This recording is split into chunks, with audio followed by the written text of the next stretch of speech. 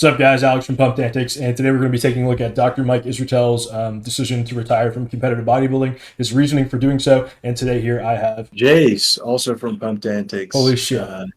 Here to take a look at this video and see what Dr. Mike has to say. Hells yeah. Let's dive right into the news, as Keemstar would say. Cost. It's costing me a ton of work, a ton in burdening my life. There's a lot of cost. Yeah, but very the dramatic. Is extremely dramatic. Potentially really cool. It just has to be a lot of cost paid consistently to have a high probability of that upside. I'm switching gears for a very logically compelling reason. I don't like it, but I have to do it. So as he said in his Instagram post, go to Instagram real quick. It was the sad Goku post or whatever the fuck. On July 12th, like right after the show, he posted this. He says, Android 18 defeated Vegeta. You worked so hard for so little. Referencing his bodybuilding show that he kind of pooped the bed at. Although he is kind of a beast still, right? Right. But yeah, he says he's placed out of his show, and basically this is like the prequel to this video where he says that he has decided to take the logical path instead of taking the path that he wants to take, which is continuing bodybuilding. But yeah, just wanted to bring that out here before we get back into the video. It's July 17th, and I just did a show about a week and a half ago, the Masters Universe, and in about half a week, so today is a Wednesday, this coming Monday, I'll have a bunch of photo and video shooting to do for RP, just to get stuff for thumbnails, commercials and stuff like that. I'm going to train and do push, and do some chest, some triceps, then some shoulders and biceps, and do a little bit of posing, snap a couple pics. Yeah, biceps on push day is crazy. That is crazy. And I will tell you guys why I'm leaving the competitive bodybuilding scene for a little while. All right, so we're going to skip around to like the 11-minute mark where he starts talking about some more substantive stuff. Yeah, it's good. Just a second. I was originally planning on hitting Masters Nationals, which is 2 weeks after the Universe show that I actually did. It's coming up in a few days. And then I was going to hit Masters North Americans in late August. And then I was going to hit Masters USAs in mid-November to try to see, roll the old dice and see how I can win something or, some shit like that. And damn, so he was planning on doing 5 separate shows over the next few months, but now all that shit is just done. It's nixed. Right. Well, I mean, the good thing about a show progression, though, was going from the bigger one, starting at Universe is kind of crazy. Yeah. Well, it's just it's the order it goes, but starting at Universe and then going North America and then going USA, it's honestly probably greatens his possibility of winning a show or doing good at the lower level shows where it's more national or more local. But kind of surprising that he would just go through his circuit first.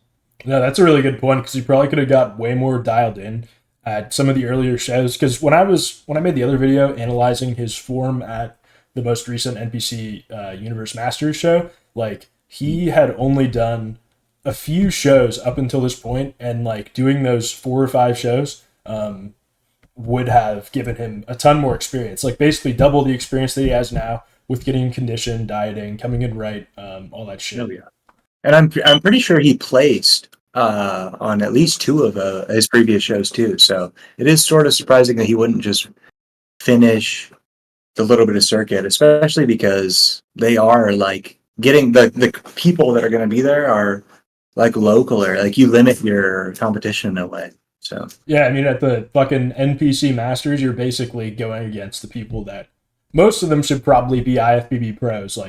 Oh yeah, they probably most will be. Yeah, exactly. I've done okay at these competitions before. I took 5th once, that wasn't great. I took 2nd once, that was really cool. See, there you go. Yeah. I took a little bit too much stuff for peaking, so I increased my tren a little bit. I went from 100 tren a week to 175 for that last week. And then I took and added 5 milligrams of Halo for every day, and I had to stop that through 5 days of peaking because I became so angry that my cortisol shot up, and I was just in a fit of internal rage. And I was like, oh wow, I can't take this many drugs. It was really, really not fun. The thing is, because I've been prioritizing my bodybuilding for a little bit, I had to reduce substantially how much jiu-jitsu I do, especially... All right, before he starts talking about something else, Halo is the anger. It's the anger gear. Definitely understandable.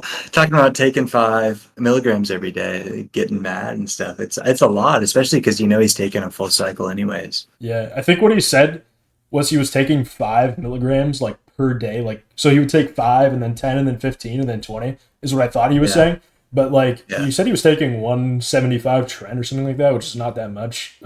It's not a crazy amount. Yeah. No, but people on the forums are talking about doing like fucking 500 trend, which is like fucking gonna make you crazy. Along with Halo, Yeah. like you're gonna be pissed. And as you said, he was a fucking ball of rage, dude. No, yeah, because everybody's going to react differently anyway. Like some of those people probably taking 500 are probably not handling it well as is, let alone having the foresight to be like, hey, I am not taking this well. Which Right. is honestly respectable, taking this and noticing that it's having such an effect on your mental health that it's not worth it. So honestly, good on him for having the self-control, really, is where it comes down to. Yeah, he got out before he was riding the bus to bang fat girls, basically. Yeah.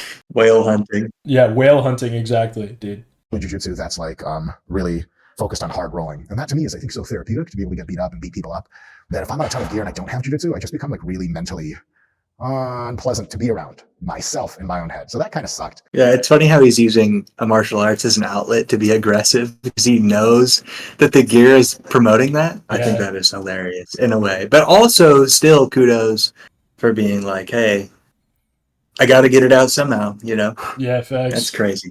There's the dieting and the training and the drugs, which is my lifestyle. It's just what I do. Huge part of my life. The fuck is that on his phone? Is that like him as a kid or something? I didn't even see. Oh, yeah. What the fuck is that, dude? Yeah.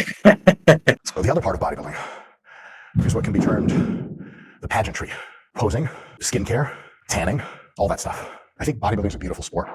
I think the people that take the pageantry seriously are the best competitors. I think they're doing the right thing. And I think bodybuilding is beyond a sport, it's an art. So I have nothing but good things to say about all that. Well, for me personally, skincare, tanning, presentation, posing, it's especially the minute sort of tricks, I couldn't give a flying fuck about it. I'm gonna actively like, oh, that's right, this is a thing. What I was trying to do is just outsource at least some of that. So we got tanning done by a tanning company. I won't say them what name they are because that's just not polite. They under-tanned the living crap out of me, apparently. Again, I look in the mirror, I see a dude who's super tan, and I was like, looks like a bodybuilder to me. But apparently in the stage lights in the universe, as many of you may have seen from the competition photos, I'm like, look like I never tanned. And that's 2 coats of tan. And then the tan girl's prepping me behind the stage just before I went out or whatever. That was like, I was told it was like 5 or 6 shades too light to be in contention for the first call out. And I had a bunch of people come up, reach out, experts and stuff, and they're like, you're in pretty goddamn good shape. Top 3 kind of shape, but you can't come in with color like this. It's unprofessional. And it looks absurd. I'd like to blame the tanning company for that, because they would like to think they really flubbed. And the one thing that we paid them for, they under-delivered on, like, in a really, really big way. But I'm not going to do that because it's not true. What's true is I should have taken the initiative to do whatever combination of my own tanning and paid tanning that would get me the color that I need to be on stage. He does talk about the tanning and how it was an issue for him. I mean, it was a bit of an issue for him, right? But like, I think it's funny that he says like, well, I'm not going to blame the tanning company. And then for the preceding like 2 to 3 minutes, he is like just straight up blaming the tanning company. Yeah. And that's like all people are going to hear. They're not going to be like, oh, yeah, he said I should own that. Like, I don't know. But yeah, he does say it at the end, but it's sort of like, and it's almost like an afterthought. It can come off that way. I know he's being genuine. I'm sure he is. Yeah, but it does come off that way. And he knows that like it's probably sounds a bit absurd to him. But I guess what we can do is we can take. Well, you can look at him right now because he said this is the day after the competition, right? He said it was July 18th, and it's like even looking at him now in this light, he doesn't look as tan. I know it's like they use like spray tan or like self tanner, and you can wash that stuff off. He looks way tanner right there than he does in this video right now, which is kind of crazy. Yeah, he does. When the fuck was this competition? It was July 12th or 17th? Or 6th. So I think he said in the video it was the 17th. He's had some time. Yeah. Yeah, he's had time. I was just going to say, he's talking about all the stuff that goes into it, because he mentions diet workout, like the training, conditioning, taking the gear. And you see a lot of people on YouTube or in media in general talking about bodybuilding. Those are, in general, the main things that everybody's talking about. It's mostly what people are interested in, I'm sure, because everybody more interested in the training aspects. But when it does come to bodybuilding and the sport of bodybuilding, it is very important to take that section, that part of tanning and posing sort of thing seriously. I was thinking something a little earlier about how I don't hear very many people talking about that aspect of bodybuilding because it's just not the most interesting, really. But somebody that did used to actually talk about that a lot was, or at least more than most people, was Rich Piana. He had some of his earlier videos where he's talking about doing posing and how to do certain poses and things like that. And there's not a lot from big name people or as popular as people like Rich Piana was and still is, really, and Dr. Mike, who even talk about that. And it's even in the little things where people now will look back at Rich Piana's stuff and be like, oh, he never really did double bicep poses, because he knew it's important to know like your strengths and weaknesses for posing. Like, it gets very intricate. It's the little things, like Dr. Mike was just saying, where it takes more than just being big. You have to know all the intricacies of the sport. Yeah, and as he said, he did not give a fuck about that, Mike Israetel. He said he didn't care about that, which is probably part of his issue, to be honest. Yeah, it's important. It's the biggest part. One of the biggest parts is the showmanship.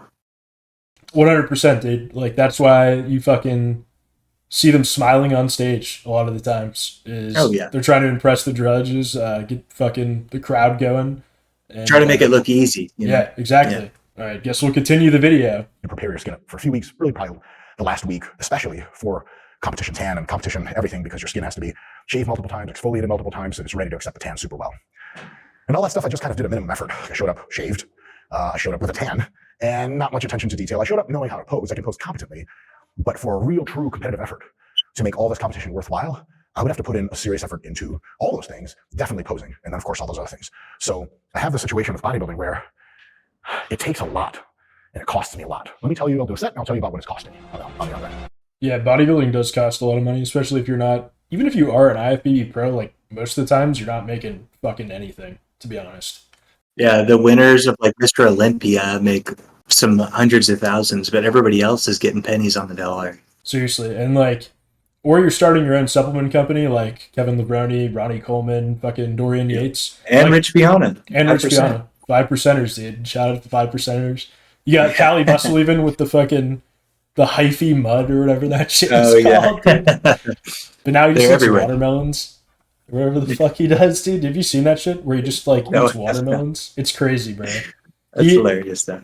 All right, we'll go on a slight tangent. He went on a watermelon-only diet for like, see this shit, 32 days.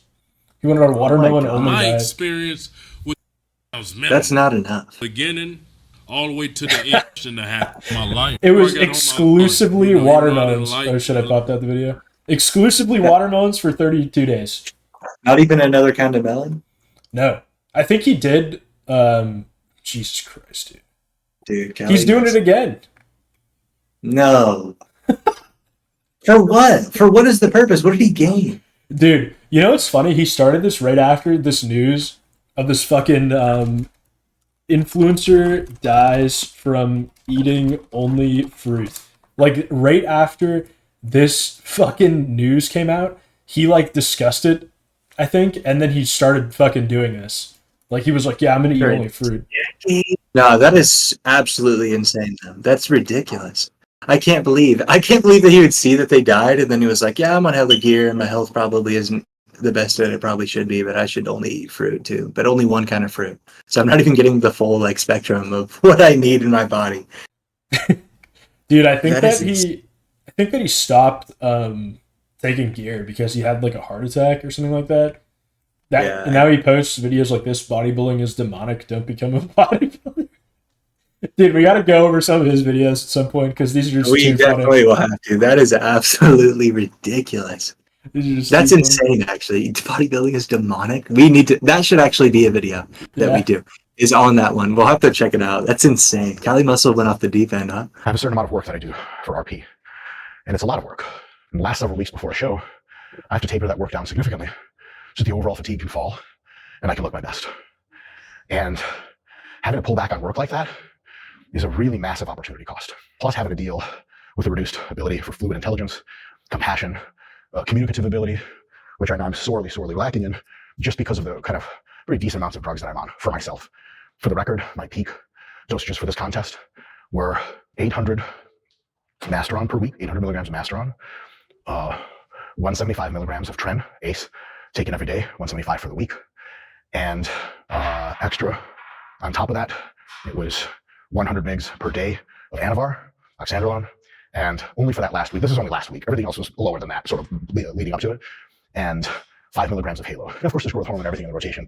That stuff doesn't really bother you a ton. This much gear bothers me a ton. And it really. Yeah, so that is 800 Masteron is a lot, to be honest. 100 Anavar is also a fuck ton, to be honest, per day. Yeah. I know he said he was only doing it for like the last week, but that's like fucking liver nuking territory. Yeah. It's like, dude, that's got to raise your blood pressure fucking a bit, to be honest, along with all the other fucking anabolics that you're on. It's got to raise your blood pressure, and dude, it's not. Dude, he's like 40. He shouldn't be doing this shit. Yeah, it's not super healthy. Yeah, it's definitely not healthy, but you know, the sport. Yeah, and also he didn't even mention how much like test he's on, because you have to have a test base. Like he has to be on some amount of testosterone, and he did most definitely he is. Most definitely. 100%. He's probably on like fucking a gram or some shit, dude. But it's crazy. I mean, he's not a pro. Like, he's doing this for fun. I get it. Pursue the sport. But yeah, damn, dude. It's like, a passion. It's a passion, yeah. At the age of like 40, man, that's got to be rough on the body, to be honest. But all right. Realistically, impinges on my best ability to do my job at RP, which is helping design and upgrade the apps, helping create all kinds of content for you guys, YouTube videos, books, lectures, et cetera, et cetera, et cetera. All right. I guess what I actually was trying to say is that I feel like, in my mind, I would have thought that he would have been more responsible about the gear usage, considering like his scientific approach to training. Like he doesn't necessarily need that much gear to get to 225 pounds lean. Like, to be honest, like if you were, well, it's 227, but yeah. 227, bro. Like, I just thought he would have been a little more safe with it, to be honest. But yeah, I guess that's what I was trying to say. Well, maybe he just, it's in his risk profile, you know? Yeah. Like, if he's accepting the risk of taking that much of really anything, then I'm sure he does know the consequences. It's like, it's very clear that he doesn't, like, he's not oblivious. Yeah. But in his fucking Instagram post where he says he's stepping away, like, he says that he's the most healthy he's ever been by blood work standards, which is not exactly the greatest of standards for health when you are taking a large amount of anabolics. If you're taking a large amount of anabolics, you need to have fucking organ imaging, heart imaging. Like, you need to have shit like that, because when you take fucking grams of gear, your heart, your organs, they all grow, and that negatively affects their function. Especially with HGH. Especially with HGH, which he said, like, it doesn't bother you. Yeah, it doesn't bother maybe your mental state if on top and below all of this extra. But it definitely has a negative effect on your organs. But also what HGH does is, typically if you're taking a large amount of growth hormone, you have to take a bunch of insulin with it, because it fucking nukes your blood sugar sensitivity. Oh, yeah. So you become fucking insulin insensitive, so you need to take the amount of like a turbo diabetic of Lantus or something like that in order to properly digest carbohydrates, where you go into fucking hypertensive shock or something, you know? Yeah. That's worth my time, and especially my wife's time. She's like a Team USA, like renowned medical doctor. Like, she's a real job. She helps with RP. She runs the back end on YouTube. She's launching another big project for RP that I can't talk about right now, but will be out soon. And she's just doing a lot. And so I have to ask a lot of her, and I have to take a lot out of my other priorities in order to do bodybuilding done right. And so I didn't even do that last time. I did like 70% of it. Then a huge realization right after prejudging, when I was like, didn't make the top 5. And I was like, okay, so my first thought was, it sucks. On to the next. And then I talked to Jared, my coach, Jared Feather, IFB Pro, and he was like, for this to really work, you have to start liking competition itself, which I don't. Just about everything you can list, I don't like about the competition. You have to wake up super, super early in the morning to get your second coat of tan under the auspices of you relax, right? Like, who fuck's relaxing at 5 in the morning to wake up fucking tan on them? Jared's like, you're gonna have to really like that in order to be good at it, because the psychological sides of being on drugs, which for me personally, I'm like, fine, I'll fucking deal with it. But it's kind of annoying when I have to interact with people and I'm just a kind of better version of myself. And it's costing me a ton of work. There's a lot of cost, but the upside is potentially really cool. It just has to be a lot of cost paid consistently to have a high probability of that upside. Yeah, so he's talking about this. What he's talking about, he's like, he doesn't even like it that much, but that's a big factor to be weighing in. But when he's talking about the cost, of everything, especially with his wife, the other aspects of his life. It reminds me a lot of this Chris Bumstead interview that was going around for a while. There was little clips where he was on an interview with Chris Williamson, I'm pretty sure it was. And he was talking about, they were talking about something about CrossFit or something, but Chris Bumstead makes a big statement where he's like, there is a future after bodybuilding, and he needs to be able to like have other parts of his life besides bodybuilding and be able to give the attention that other things warrant to his family. And I know he's got a new kid and all this, like they had their baby. And it's like, it's good for Chris Bumstead and for Dr. Mike here to be like, there is other parts to life besides bodybuilding, and being able to understand really what is going into bodybuilding, which is really a time-consuming, life-consuming sort of like event. To be able to realize and know that you still do have to think about your life outside of that is big. And it's something that anybody wanting to get into or that's currently in should and definitely needs to take into account. It's important. You can't let your life dwindle away before your eyes, you know. Yeah, 100%, dude. When you're 20 to 25 to maybe 30 even, it's like impossible, to be honest, to be on top of that for a lot of people. A lot of people just are like, yeah, I'll be fucking fine blasting 500 trend, 1,000 tests, 800 master on, 20 IUs of growth hormone a day, like, you know what I'm saying? 10 grams a week, easy. They think they'll be fine, but yeah, there's a life after it. And C-Bum is going dad mode nowadays, which is kind of epic. Exactly. Which is good. It's good that he can separate. Like, he knows that bodybuilding it doesn't have to be like all consuming. Yep. Like, it's important to have a life. Right, I wish C-Bum was my dad. That would be fucking sick. Yeah, I need those genetics. Dude, you could be like, my dad could beat up your dad, and you would never be wrong, probably. I don't know. C-Bum probably doesn't know how to fight, but you know what I'm saying? Yeah, just don't make him be flexible. Tend to extract out of me competing in bodybuilding. So this entire time at the company, everyone not kind of knew, but explicitly knew, because I said, like, this is all spirit journey stuff. I'm getting into my early 40s now. It's going to be time to hang up big drug bodybuilding real soon. And so let me take a couple more, 1 or 2 years, get this thing done. And the thing is, I think it was a swell plan. And that 1 or 2 years would be this year or next year. The problem is, I did not anticipate, not only what the company anticipated, maybe some of you guys anticipated, but if you've taken a look at our RP YouTube, and the company underneath the hood on the product side is doing the same thing, but we're blowing up like crazy. Wild numbers, subscriber additions, views, watch time, collabs, opportunities to do cool things with Scott and elevate the quality of our channel, bring different kinds of stuff to you, like better versions of expert interviews, better studio, etc. I didn't plan for that shit. Legit. I had no idea. We always try. Yeah, so he is talking about how basically the path you should pursue is the RP YouTube channel. I agree, bro. Like, if he were to do those bodybuilding competitions that he was talking about, like the schedule of 1 per month, he would basically have to remain like 7% body fat or less in that whole duration, and then, or he would just be like 5% and dieting down like nearly constantly, right? And it would definitely destroy his focus on the channel, and it would be a bit of a foolish decision. But I kind of like the idea of foolish decisions. Chasing your dreams is cool, to be honest. And he also mentions like leveling up the content in studio and shit. I don't know if that's the most important thing for me personally. I kind of like his funny little desk that he has with the brick wall in the background. I like that shit. I think it's cool. He doesn't need anything too fancy, and I mean, that's the appeal of a channel like Derek More Plates More Dates. Like, he has that fucking... It's personal. Yeah, it's a personal feeling channel, and that's something that he should harness, I think, as part of his personal brand, but that is a topic for another video, basically. Yeah, it's good. If he was to continue going full-scale bodybuilding schedule anyways, it's like, what time can you dedicate at that point to keeping this channel like going besides like little bits and pieces? You wouldn't be able to be consistent. If you do, it's like now your life is bodybuilding, and then on your off time you're making a YouTube video and you have nothing else. Literally. And that's overwhelming. And he's talking about he didn't expect it to blow up, and it's like, yeah, I think the first video that popped up for me on like my suggested on the YouTube homepage And when I saw it, I was like, I have no idea who this guy is.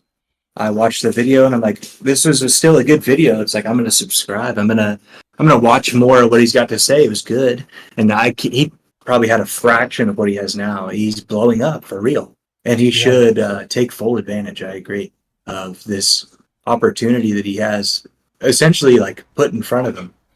Like it's a big opportunity and great content. Yeah, I think I discovered his videos when he was still in the stage of balding, but not accepting that he was balding.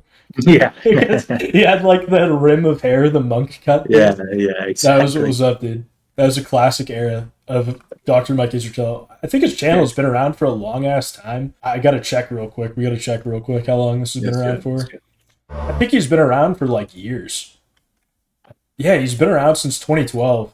RP videos, like RP calf machine, as of 12 years ago. Like, this guy has been grinding, dude. Oh, we gotta check out what this guy looked like. And when he was a professor, dude. Dude, he kind of looks like he has Down syndrome. Oh my god. I'm sorry, Mike Israetel, if you somehow see this video. Dude, he's just chilling. He just has the huge body and the little clothes. And Yeah. he's looking professional. He's tenured, you know? All right, I guess we'll continue the video. All right, so this next part, Dr. Mike talks about his total gear usage. So yeah, let's get into it. The plan going to look like what I'm doing with my own training for the foreseeable future, next few years. Here's what it's going to look like. I'm very likely going to come down. So I'm at a total, if you add it all up, of probably around like just around 1.2 grams, 1,200 milligrams of anabolic or steroidal compounds per week right now. I was up as high as like, depending on how you count trends, I don't count trend 1 to 1, I count it 1 to 4. Something like 1.3 to 1.6, plenty of milligrams. So that's 1,300 to 1,600 that I was on. I'm on 1,200 now. And what am I going to do? So what I'm going to do. Okay, but why is he still on 1,200? Like, he has determined that he is done competing, but he has no need to be on 1,200 milligrams. Like, I don't understand why he's doing that.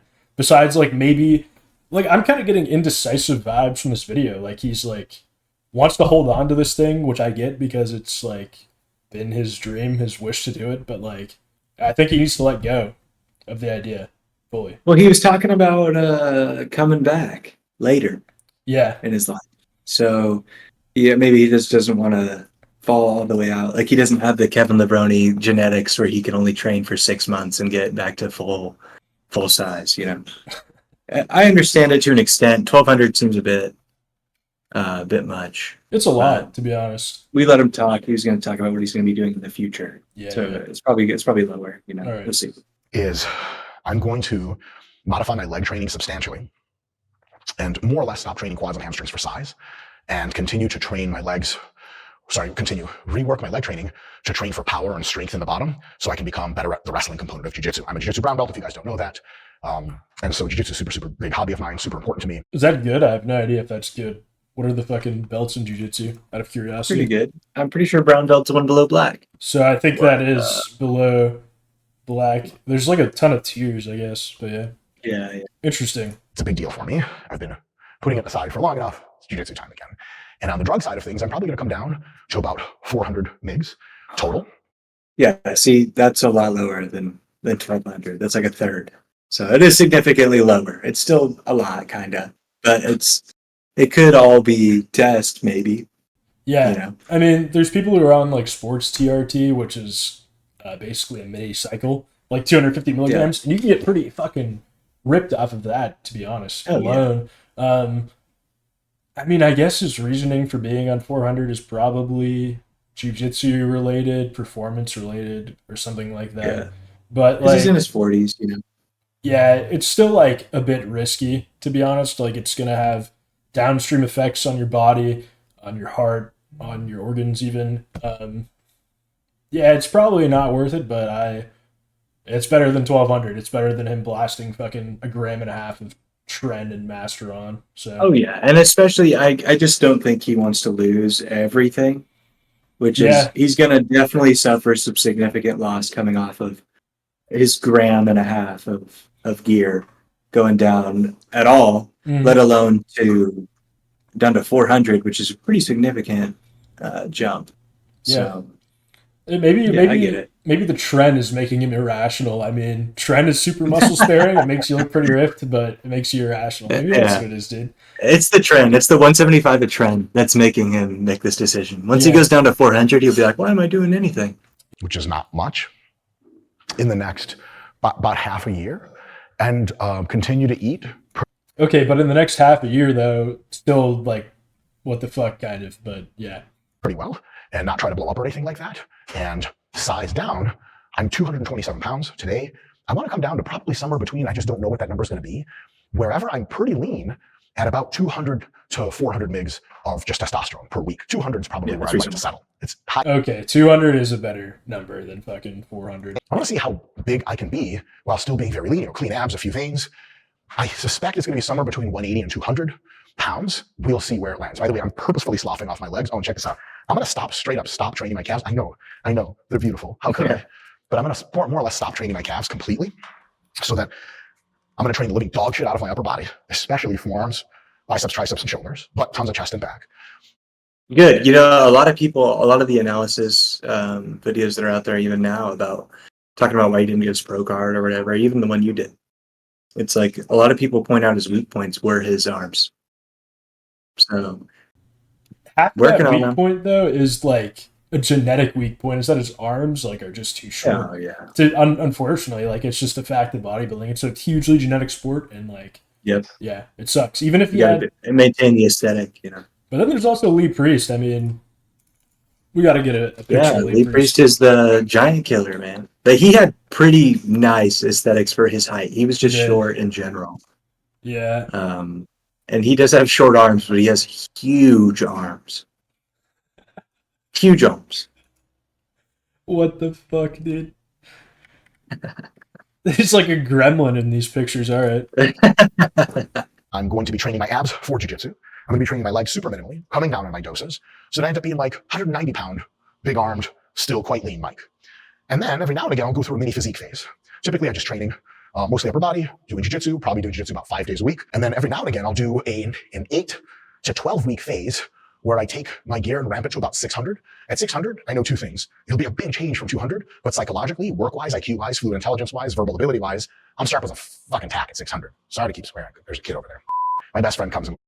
Yeah, I get it. There are some IQ enhancements of like being on a lower amount of anabolics. Like it is temporary attenuation of your IQ. Long term though, that those results are kind of negative. But why the fuck wouldn't he just take something like modafinil or something if he want, or like some other nootropic instead of doing that? Like it seems, I understand he's the fucking exercise guy. He wants to do gear. He wants to be a big motherfucker. But I think like I don't know, dude. Maybe it's just he'll figure it out in his life. I'm not trying to critique him too hard. Yeah, I mean. I guess we'll see, and it's still feasible that he changes his mind about that, anyways, because these are his initial thoughts, and it's not like he's talking about far in the future, so it could change, and his test is probably just shot, anyways, after so long of taking all this gear, and like it's not like he's coming off ever, his balls are broken. Yeah, so maybe, especially when you're in your 40s, it's like the health aspect, but he's trying to be big, He has a wife too. It seems like he loves his wife. His wife will probably talk him out of doing this shit as well. Maybe. maybe so. All right.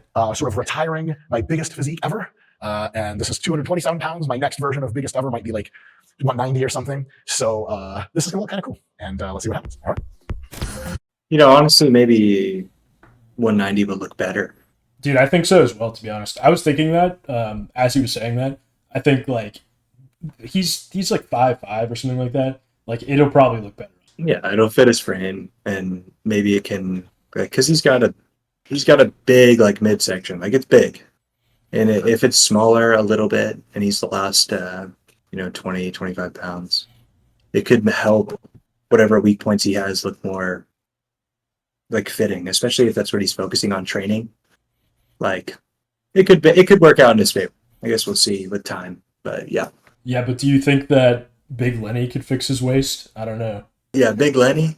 He's Yeah, he's got abs on his fucking rock belly of like Teenage Mutant Ninja Turtle status. He's unrecoverable. he's the Tom Platz of abs. Have you ever seen the It's video? it's yeah, Tom Platz of ads. It's all Brad's fault though. Yeah, it is, dude. The male prick. All right.